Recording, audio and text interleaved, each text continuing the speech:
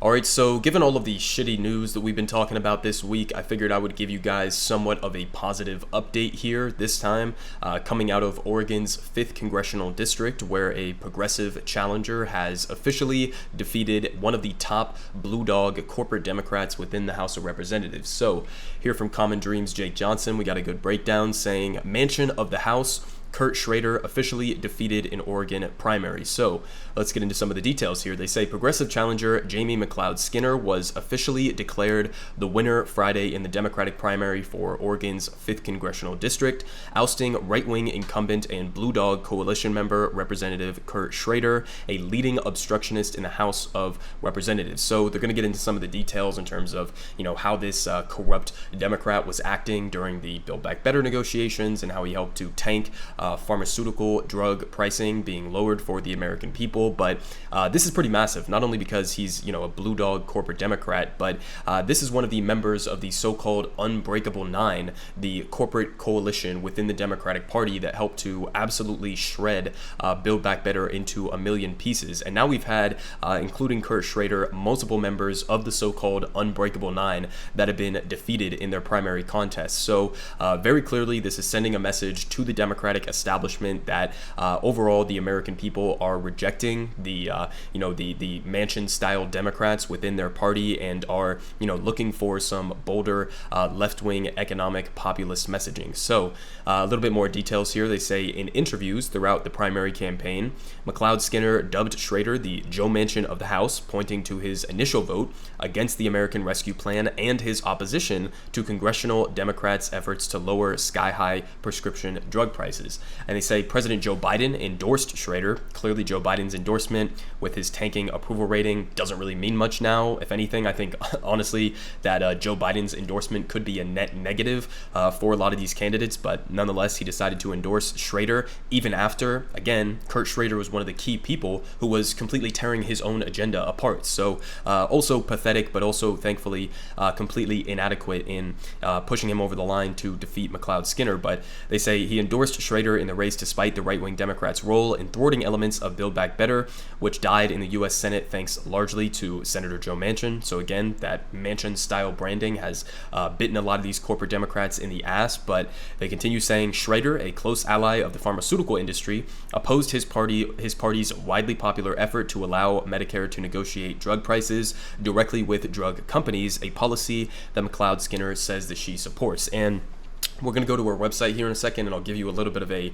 rundown on some of her major policies. I don't think she's going to be the most progressive member of the House of Representatives, but when stood side by side with a guy like Kurt Schrader, pretty much anything is preferable. But nonetheless, one of the main policies that she was leaning into here was Medicare having the ability to negotiate drug prices. So first of all, just stop for a second and think about what it takes to come out against a policy like that. I mean, if you go and look at what Americans are spending on our pharmaceutical prescription drugs here in the United States versus what, even a country that's right up on our border like Canada is paying for the same exact drugs from the same exact corporations in many instances, we are just straight up getting price gouged, and it's because our government doesn't even have the legal ability through Medicare to negotiate drug prices. I mean, think about how completely fucking ridiculous that is. We have all of these other governments around the world, whether it's in Canada, whether it's in Europe as well. Of course, their governments are going to force these pharmaceutical companies to make somewhat more reasonable,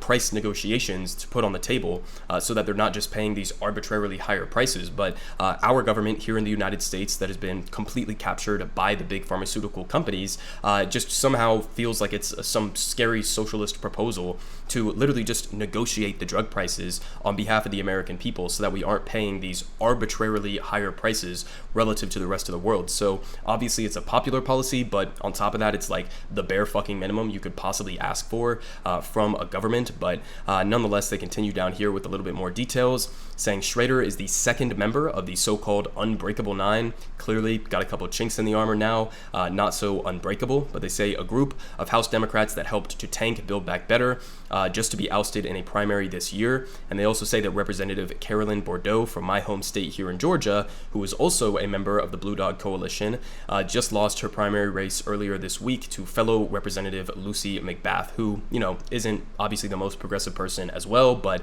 nonetheless, absolutely defeating these corporate Democrats, regardless of, whether or not they're lacking in some of their progressive credentials. Clearly, the more conservative you are, even in a state like Georgia, it doesn't even matter. I mean, people are going to choose the Democrats that are not going to stand in direct opposition to even the watered down, half-assed bills that somebody like Joe Biden has been putting forward. So, this whole idea of branding yourself as a so-called moderate or a centrist, as you are actively eviscerating the legislation of the so-called moderate centrist president like Joe Biden, it seems like people are starting to see through a lot of that bullshit and are starting to recognize that a lot of these corporate Democrats are really just Republicans effectively, or at least are, enabling Republican opposition to some of the most common sense policies that have been on the table recently. But again, here from her website, we got a breakdown of where she was trying to draw the dichotomous comparisons between her and Kurt Schrader. So here are the big ones that she put down.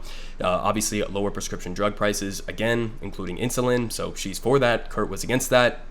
Biden's Build Back Better, she was for that. Kurt was against that. American Rescue Plan, same thing.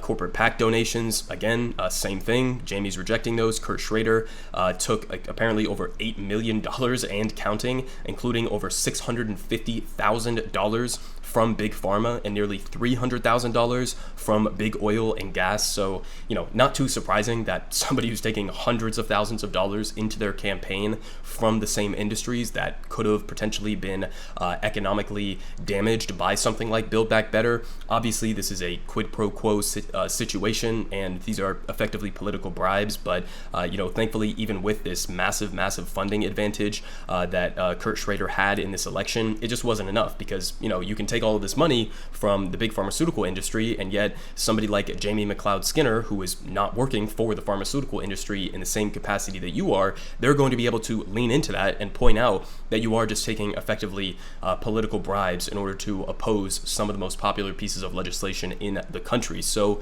again, here's a little bit of a picture in terms of the funding discrepancy between these two candidates. So Kurt Schrader here took apparently, $2.283 million, and this is basically an undercount. This is just according to some of the FEC filings that they had here from Ballotpedia, but compare that to Jamie McLeod Skinner, who took only $700,000. Again, none of that was coming from big oil and gas or big pharma or anything like that, but even with this funding discrepancy, she still managed to beat him and beat him pretty decisively at this point. But it seems like, at least according to some of these political ratings that we have here on Oregon's 5th District, that she is likely to go on and win the general election. Obviously, it's going to be somewhat of a battle between her and whoever the Republican candidate is, but according to all of these different ones, some of the most recent ones, they have them leaning Democratic or likely Democratic. So, hopefully that's enough to push her over the finish line. But a couple more policies that she was focusing in on here. You got housing assistance support,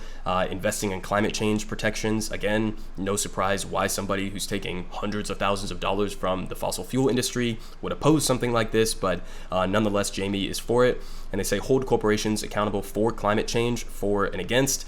Clean water protection, again, same thing. Public forest protection, end abusive debt collection, student debt relief as well. Ban congressional stock trading. Just one of those things that's just completely at face value, kind of just hilarious that you would be willing to openly come out against something like this. I mean, you're basically just saying I'm in favor of insider trading. That's effectively what this position is, but nonetheless, a massively corrupted ghoul, obviously coming out against that. Raising the federal minimum wage. I mean, every single position this motherfucker Kurt Schrader is on the wrong side of. Stimulus checks as well.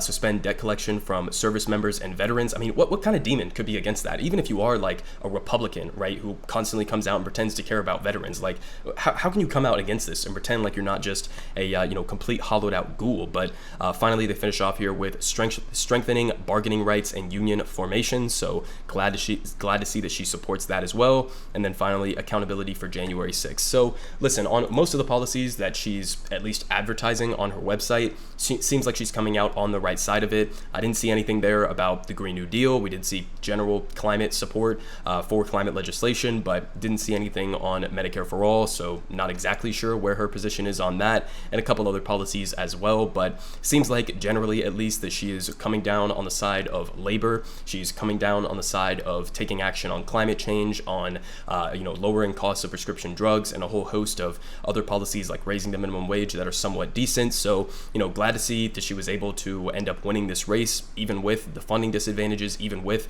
the endorsement from corporate Democrats like Joe Biden even.